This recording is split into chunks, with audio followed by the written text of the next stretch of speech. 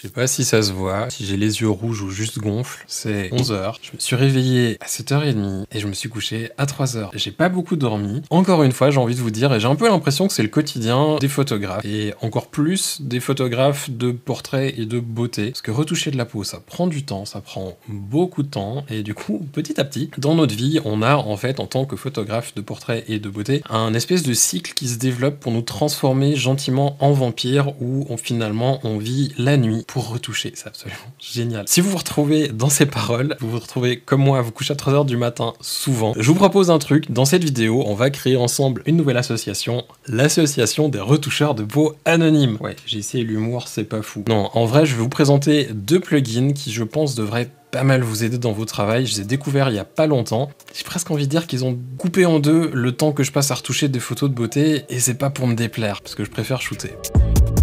Et promis, c'est pas du clickbait.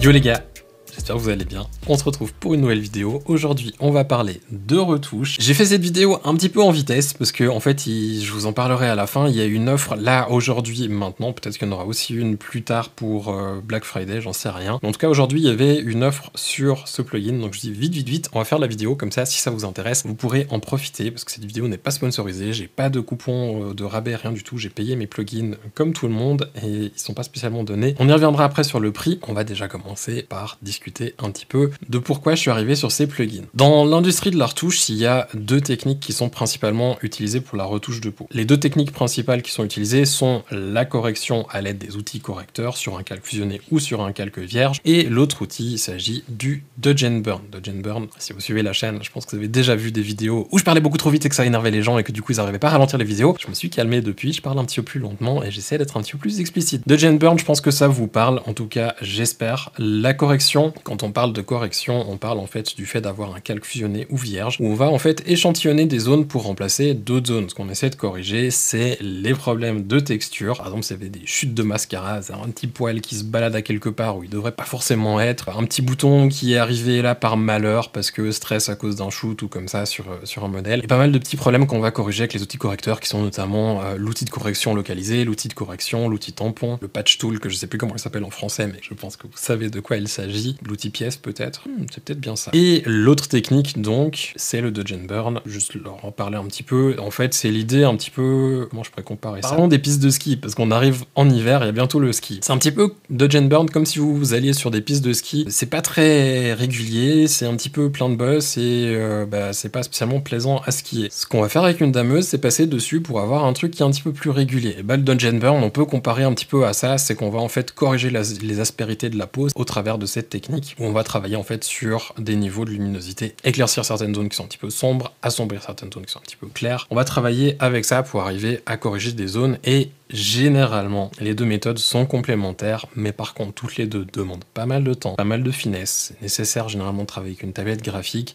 Il faut de l'expérience aussi, c'est pas des techniques où on apprend juste à créer une courbe ou à utiliser les outils correcteurs et tout de suite on a un résultat qui est fou, qui est probant. Il faut généralement pas mal de pratique et d'expérience, et c'est là où souvent ça coince, c'est que les gens commencent, ils cherchent une technique, une méthode miracle qui malheureusement n'existe pas. Peut-être qu'il n'existait pas, on va voir avec ce plugin. Mais ouais, le faire manuellement, ça prend beaucoup de temps, surtout que c'est des méthodes qui permettent en fait de le faire de manière non destructive, et les gens qui ont la flemme de passer par ces méthodes ou qui savent pas comment les utiliser comme il faut, souvent vont travailler avec des séparations de fréquences, un mélange de flou sur des séparations de fréquences ou même juste des flous tout court, et se retrouvent avec des résultats qui ressemblent à des poupées de cire, certes en beaucoup moins de temps qu'en faisant du Dodge and Burn et de la correction de texture, mais bon, si le résultat est pas là, peut-être vaut mieux passer un peu plus de temps et apprendre les bonnes techniques. D'ailleurs, petit moment sponsorisé de la vidéo, si vous êtes intéressé à apprendre les techniques en long et en large, j'ai créé une formation de retouche portrait et beauté il y a quelques mois en arrière. Elle est maintenant disponible sur creativeshift.io. Vous pouvez retrouver tout ça avec le lien qui se trouve juste en dessous dans la description. Il y a aussi tout le détail de qu'est-ce qui se trouve dans la formation. D'ailleurs, il y aura peut-être quelques updates en début d'année prochaine avec un petit peu plus de contenu beauté. Et c'est là où les plugins dont on va parler aujourd'hui entrent en jeu et deviennent intéressants. Ils vont rendre la retouche pas mal accessible, et pour ceux qui sont déjà bons dans la retouche, ça va permettre de réduire le temps de manière drastique. Les plugins dont je vais vous parler ont été développés par la même personne qui a créé le logiciel 3D LUT Creator. Je sais pas si ça vous parle ou pas du tout.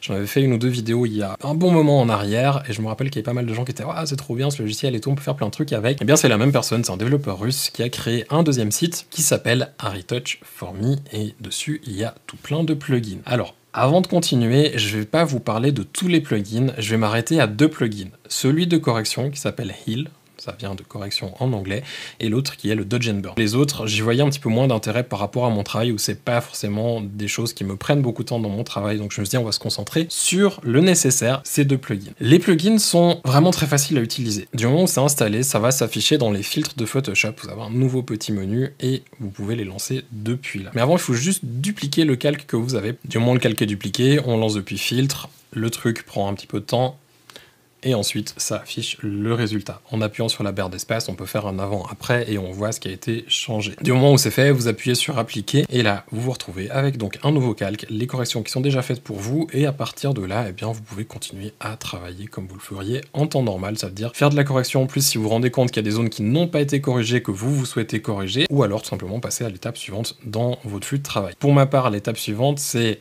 le Dodge and Burn, donc je reduplique le calque que j'ai, ou je crée un calque fusionné de tout ce que j'ai actuellement, je vais dans filtre, je lance mon plugin, et là, ça fait le travail pour moi. Et ensuite, ce qui est cool avec le Dodge and Burn aussi, c'est qu'on peut ajuster l'intensité. C'est-à-dire qu'on va pouvoir choisir si on veut presque pas de changement, avoir carrément une poupée de cire, ou avoir un truc qui est entre deux et qui donne un truc pas mal naturel. En tout cas, je trouve que c'est pas mal naturel. Et un autre truc qui est vraiment très cool, c'est que tout en haut à droite, vous avez une petite coche qui vous permet de créer en fait un calque gris en sortie, que vous pouvez ensuite tout simplement passer en lumière tamisée, et par-dessus, vous pouvez continuer à faire du Dodge and Burn, ou alors comme perso je préfère le faire, créer des courbes par-dessus et faire éventuellement des petits affinements avec les courbes, et pas toucher ce calque. Comme ça, je sais que ça c'est celui qui a été créé par ARRITouch for Me, et ouais, je fais mon travail sur des courbes. Un truc qui est vraiment important à noter par rapport à ces plugins, c'est que, peut-être que même là vous le voyez dans les exemples, c'est pas parfait. Il faut arrêter d'imaginer qu'un plugin, même avec l'intelligence artificielle, va vous donner un rendu absolument parfait. Déjà parce que il retouche selon une certaine librairie d'images qui lui sont à disposition pour ensuite essayer de faire un truc qui correspond à votre image, parce que c'est le principe du truc, c'est qu'en fait ils ont créé une grande librairie de photos qui ont été retouchées par des retoucheurs professionnels, pour ensuite, au moment où vous allez vous lancer le plugin, aller chercher des exemples de photos qui ressemblent et faire du Dodge and Burn de la même manière que ce qui a été fait sur les autres images par des retoucheurs. C'est là où en fait l'intelligence artificielle intervient, c'est qu'il va essayer de sélectionner des photos qui correspondent pour faire une retouche adaptée. Le truc c'est que peut-être que vous avez votre manière de retoucher et qu'elle correspond pas tout à fait à cette IA, et c'est là où en fait vous pouvez avoir des petits trucs où vous dites ah mais ça en fait j'ai pas trop envie, ou c'est peut-être pas assez retouché, ou c'est peut-être trop retouché, et ce qui est cool c'est que vous pouvez quand même le modifier, mais vous pouvez pas vous attendre à un résultat parfait. Ça c'est surtout avec le Dodge and Burn, et avec la correction j'ai remarqué que des fois ça va par exemple enlever des grains de beauté alors que j'ai pas envie, ça va pas retoucher des boutons alors que j'aimerais bien qu'il les retouche. Le truc aussi c'est que le logiciel, s'il trouve pas une zone pour échantillonner et corriger un problème, il va tout simplement pas le corriger, donc dans tous les cas il y aura toujours un petit peu de travail à faire après. Si vous regardez cette vidéo en vous disant trop bien, j'ai un truc qui va tout retoucher pour moi, malheureusement c'est pas le cas, et je pense que ça sera pas le cas avant encore pas mal d'années. Peut-être qu'un jour on y arrivera, mais ça correspondra jamais non plus complètement à votre style, et ça remplacera jamais un travail entièrement manuel. Mais ce qui est cool par contre, c'est que ça permet vraiment de réduire le temps de travail. Là, je l'ai acheté il y a 2 jours, 3 jours en arrière, le plugin, j'avais une série de photos à retoucher, et je pense sincèrement, j'ai pas fait le calcul, mais là comme ça je vous dirais, le temps de Dodge and Burn et correction a probablement été divisé en tout cas par 2, si c'est pas plus. Ça m'a tellement dégrossi mon travail, surtout le Dodge and Burn, c'était énorme. La partie correction, comme c'est des photos créa, c'est un peu plus compliqué parce que avec les maquillages créa, et le truc avait un petit peu de la peine à aller trouver les trucs à corriger ou pas corriger, me corriger les trucs qui avaient pas besoin, et enfin, c'était pas parfait. Mais par contre, pour le Dodge and Burn, vraiment, j'étais choqué, et même sur certaines parties de corps et tout, ça faisait des corrections, j'avais des close-up de mains, et ça le corrigeait pour moi. Donc ça, c'est vraiment génial, ça corrigeait même les imperfections sur des mains, alors que je m'attendais à ce que ça marche vraiment que sur des visages ou des corps entiers, et pas forcément sur des parties de corps. Vraiment, je suis curieux de pouvoir tester plus, parce que là, je vous fais cette vidéo, comme j'ai dit, parce qu'il y a une offre actuellement, parce que le plugin est assez cher, mais je suis curieux de pouvoir tester ça de manière plus approfondie, et peut-être vous en reparler dans d'autres vidéos. Mais là, pour le moment, je suis juste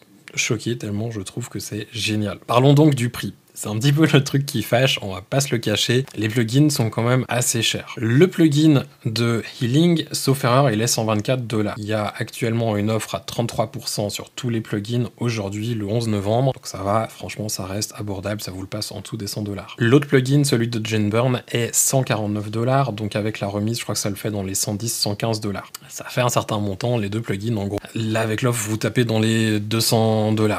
Sans l'offre, vous êtes à 111 plus 149, vous êtes à 260, ce qui fait quand même un certain montant. Ce qu'il faut bien comprendre, c'est que ces plugins, si vous coupent en deux vos temps de retouche, le temps gagné, il est monstrueux. Ça veut dire que le temps que je passais avant pour retoucher une série, maintenant je peux en retoucher deux, ou alors je peux couper en deux et ça me laisse du temps en plus pour démarcher des nouveaux clients. Et c'est là où en fait l'intérêt de ce plugin vient, c'est qu'il permet de pré-mâcher le travail, pas de le faire pour nous, mais vraiment de le pré-mâcher et nous permettre de gagner un temps énorme. D'ailleurs, petite chose, j'ai oublié de le dire avant, si vous êtes photographe de mariage, de famille, de nouveau-né ou d'autres domaines, ou peut-être que retoucher pendant 2 heures, 3 heures ou 4 heures une photo, c'est pas tout à fait imaginable. Ce qui est assez cool avec ce plugin, c'est que déjà ça vous permet de gagner du temps, mais en plus, le plugin en fait, quand vous l'installez, il est installé en version plugin pour Photoshop, mais aussi en version standalone, et aussi en plugin pour Capture One et pour Lightroom. Ce qui veut dire que depuis Capture One ou Lightroom, vous pouvez faire clic droit sur une photo, éditer avec, ça l'envoie dans le plugin, ça crée votre retouche, machin, tout ça, vous l'enregistrez et ça sauve un TIFF ou un PSD à côté de votre fichier brut. Et ça, c'est vraiment pas mal. Comme ça, si vous avez des photos à traiter rapidement,